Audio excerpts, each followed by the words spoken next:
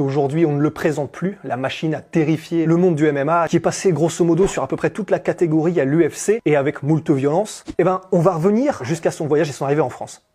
À 26 ans, Francis décide de franchir le pas. Il se dit qu'il va partir, mais il sait tout ce qu'il attend. Il savait que là où il allait, en fait, il risquerait de jamais en revenir. Avant de partir, du coup, pendant 3 semaines, et il le dit lui-même dans le podcast de Joe Rogan, je regardais ma mère et en fait, je la regardais en me disant, voilà, c'est peut-être la dernière fois de ma vie que je vais la voir. Et donc, il décide de partir. Il va en direction du Nigeria. Il n'y a aucun souci. Il y va en 2 jours. Aucun problème. C'est lorsqu'il passe du Nigeria au Niger que c'est déjà plus compliqué. T'as besoin d'un visa. C'est là où ça commence, où t'es obligé de soudoyer les policiers parce que de toute façon, pour te laisser passer, faut bien qu'ils en retirent quelque chose. Et du coup, il disait, y a même des moments où j'enroulais dans du plastique les billets. Et puis je les avalais en fait, je les mangeais. Du coup ça veut dire qu'à un moment donné, il allait falloir les ressortir et dans ces cas-là, tu ressors les billets.